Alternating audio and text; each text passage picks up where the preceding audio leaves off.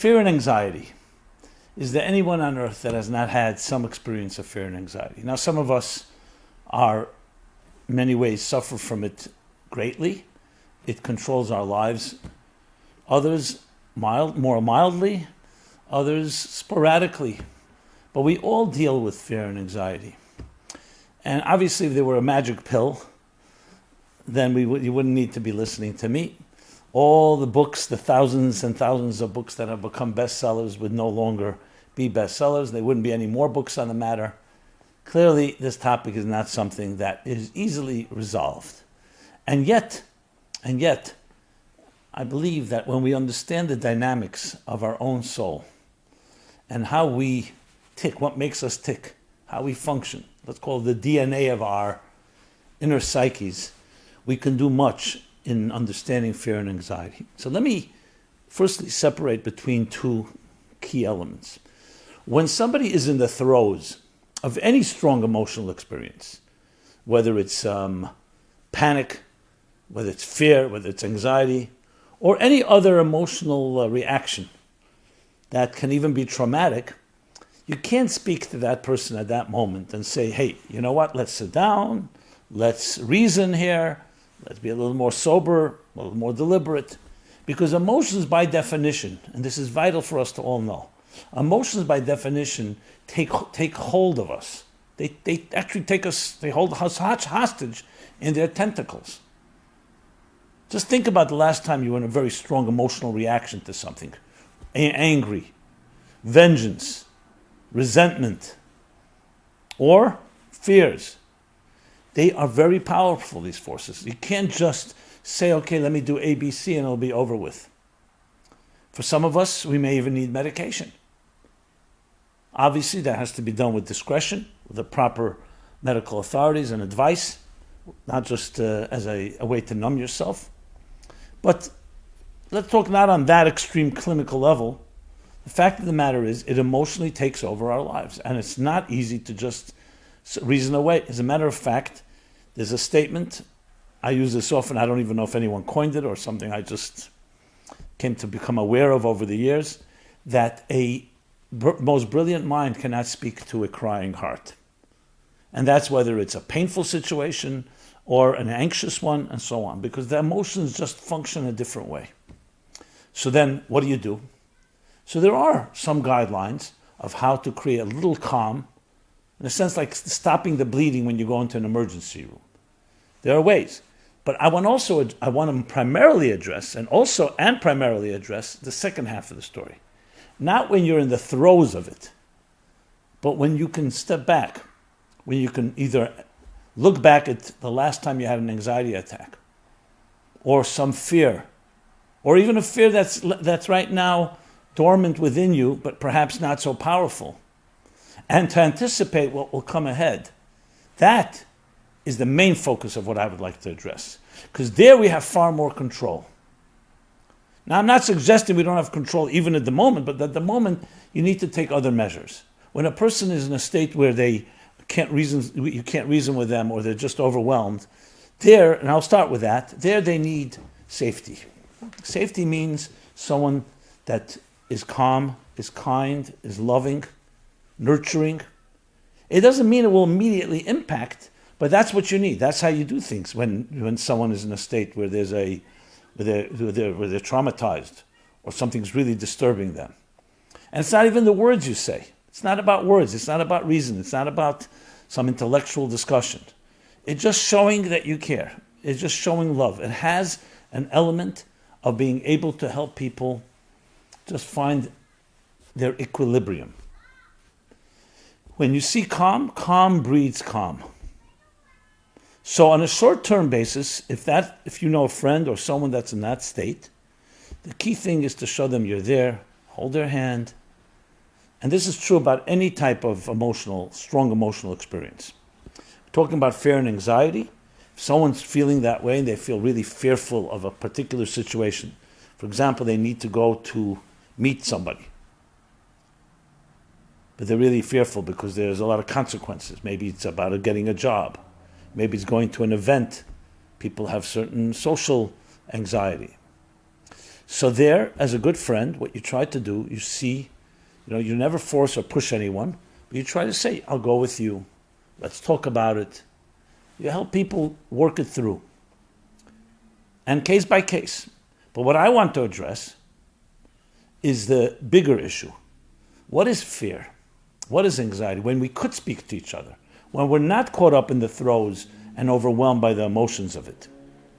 So one of the ways it's described by the mystics is anxiety is this voice of your soul saying that something's wrong. A certain lack. Just as your body tells you when it's hungry, you feel hunger pains or thirst pangs, hunger pangs I should say, or you feel thirsty. The same is true when it comes to an emotional, psychic, or something that is lacking. Anxiety is telling you there's something out of sync, out of whack, and you need to address it. Now, always depending on what type of anxiety, because there's a wide range, but we're talking about an anxiety over that lasts for a while, or just lives with you, and it's very often a result of a type of dissonance. To just use the most basic and obvious example, children. When children feel secure and they feel safe and they feel cared for in their homes, tucked into bed, wake up at a certain time, have a schedule, knowing their meals are there, and they know there's the parents, the father and mother are there for them. Their siblings are there. What does it do? They feel they belong. It's like a bird in a nest. There's a certain seamlessness. That, of course, is the antithesis to anxiety. But what happens if your father or mother, talking about you're the child, said they were coming home that night and they didn't come home? So what happens? You start worrying. You look out the window, start calling. What's happening? Because something's being disrupted. It's not the seamless flow. And for children, it's quite simple. As soon as something's out of the ordinary, obviously everyone has certain resilience, but if it becomes something more severe and more consistently inconsistent, then the insecurities begin to build up, and that translates into an ongoing fear and anxiety. Because that which you expected, that which you relied upon, that which gave you security is no longer there for you. Or it's there in very erratic and unpredictable ways. People who talk about a parent that was abusive, let's say an alcoholic parent, an absentee parent, the main thing was the unpredictability. I don't know, this man, one day he loves me, the other day he disappears, next day he's angry and hurting me. These are the forces, the ingredients that lead to a volatility, to the lethal result of ongoing fears and anxieties. So it really comes down to having a type of consistency, having a place to be. You know you can rely on this. You know you can trust someone. Now, once our trusts are breached, it's not easy to just reclaim or regain it. Because then we always start wondering, maybe the next person who I trust will also betray me or violate me or hurt me in some other way. And of course, there are many variations in this itself, many variations. But the point is that when we see fear and anxiety, let's look at it like pain. Pain is a warning signal that something is amiss. Something is off. And do something about it, or else it can get worse. Anxiety is also a wake-up call. It's a signal, an alarm clock that's telling you something is amiss. Something's awry. Do something, or else that anxiety can build. And that's the same with the idea of any type of fear that creates the unknown. What will be? There was a lot of fear and anxiety, and maybe there still is in this country, right before the election, during the election, after the election, and even now that there is a winner. There are people who have fear and anxiety, either because they didn't want this winner, they wanted someone else, or they still don't know what the future holds. Then we have the cloud of COVID hanging over us and other uncertainties. As I've discussed many times, what's the counterforce to the fear and anxiety that results from uncertainties? Is looking for the things that are certain in your life. Holding on to them. The fact that other things are uncertain, that's part of life. But if you have foundations that are unwavering, you hold on to them. No different than any foundation. So even if the upper floors crumble or other layers are not consistent, when you build that inner force that stays strong, you can build upon that and rely upon that. If your entire life is determined by the vicissitudes and by the forces and voices and expectations and demands and everything that's inundating us from without, what do you think your life is going to be? Of course you'll be anxious. So the way to counter anxiety is two things. One is to recognize the dissonance and do something about it. Feed your soul. And how do you feed your soul? By looking at, point two, the values that you can rely upon. Marking down, literally writing down. Write down the three things in your life that are you're absolutely committed to. You absolutely, no matter what, will never forsake. And it could be the love in your life. It can be children. It can be a value that you stand for. Once you identify it, then of course commit to it. And you'll say, well, how's that going to help my fears? I'll tell you how it helps. Because it counters, it's the counter force. It creates the exact opposite of fear and anxiety, which is inconsistency and insecurity and things that are forever shifting. Of course you're going to be fearful. Because if your foundations are shifting, you have nothing, what do you have to fall back on? Whereas when you can identify what gives your soul nourishment and you can act on that, you have something to hold on to. And that absolutely does not eliminate the fears you may have, but it gives you enough strength to begin to rebuild, to begin to reinforce, to build upon. The second thing is who our friends are. Never underestimate what a friend can do for you and what the friend can also not do for you. If people around you are fearful and anxious, rest assured that's not going to feed your security. It'll usually make you fearful and anxious as well. Find people who have that solid grounding, those coordinates that you know you can depend upon. Not to live through them, not to be a crutch for you, but maybe for the short term, yes, someone to lean on. And more importantly, someone that inspires because they have that attitude. That's probably the single most powerful force in life that we do not access. Because what happens is when we have that fear and anxiety, we isolate ourselves. So not only don't we find and turn to people that can help us, we actually feel no one will want to be around me. No one can understand what I'm going through. The loneliness and isolation that comes with fears and anxieties. So the point is, no, you have to find a way to not allow yourself to retreat into your own inner fears or inner sanctum or inner insecurities. Find those people that you can speak to. You'd be surprised. They will not reject you. If someone's ready to reject you, then it's not someone you want to rely on anyway. You'd be surprised what you can discover. And point number three. Point number three is find things to read or listen to. Music, poetry, literature, that feed your soul. With that, when you read it, you feel like a fish in water.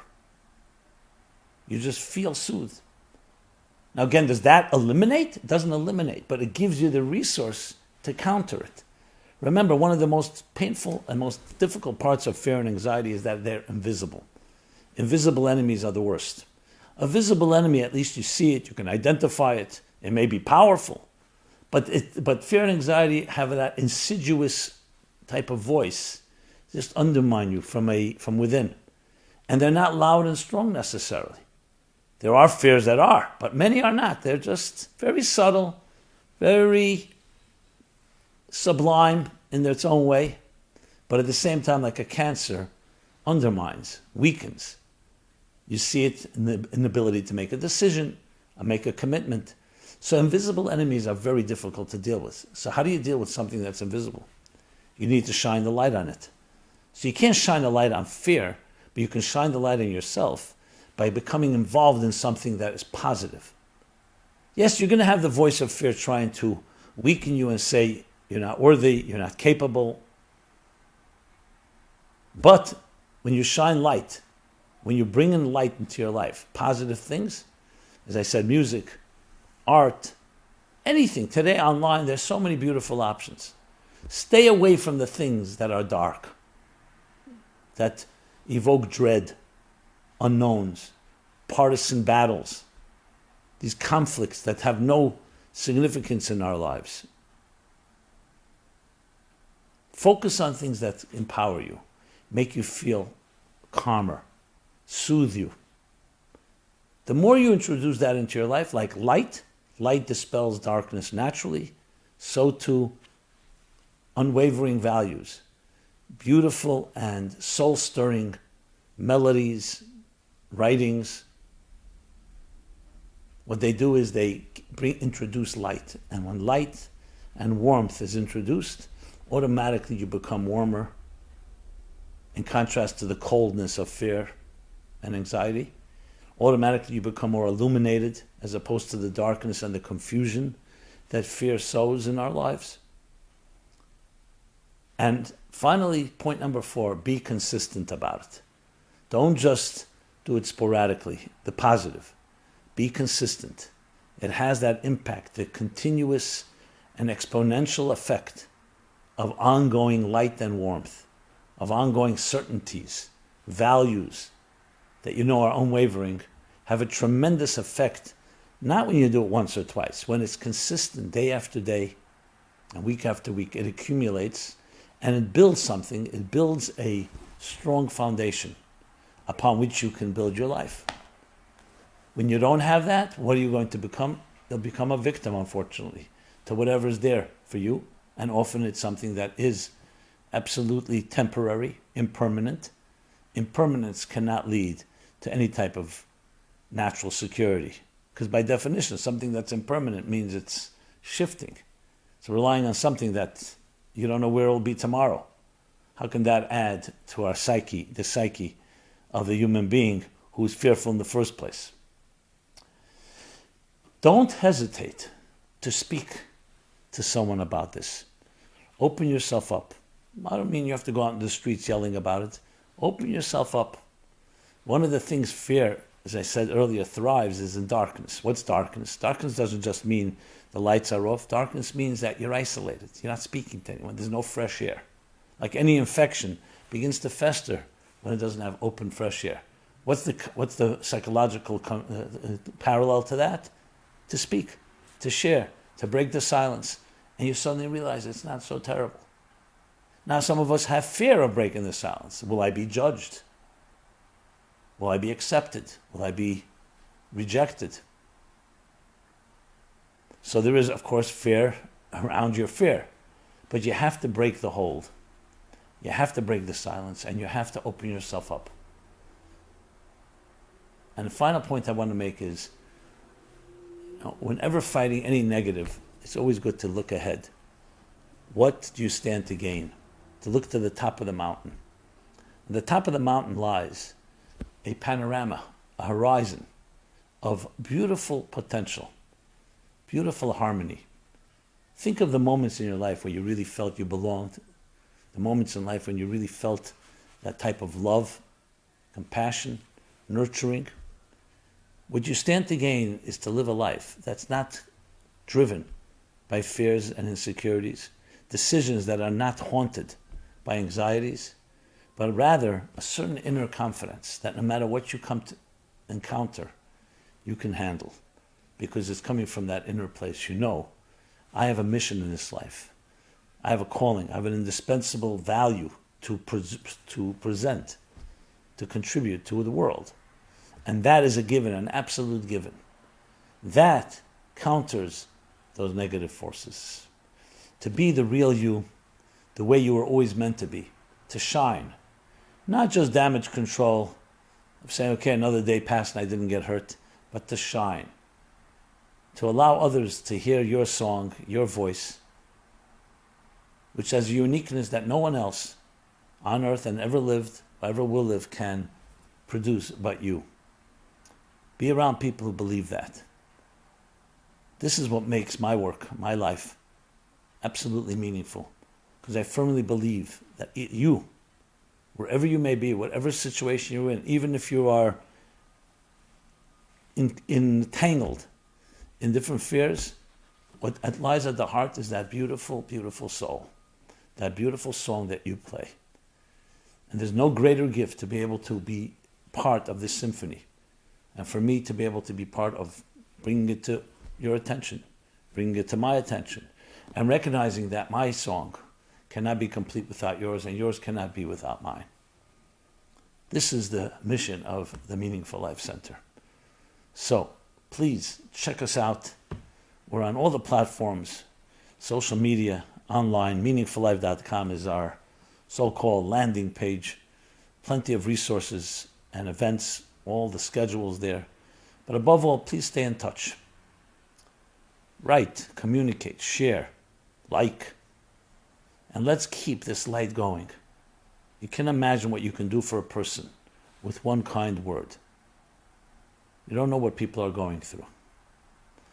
So I hope my few words from the heart enter the heart, and together we create a ripple effect that can actually transform this polarized society of ours and find the common denominator, the commonalities, the harmony within our diversity. Thank you, everyone. Be well. It's always a blessing to share a few words with you. God bless you.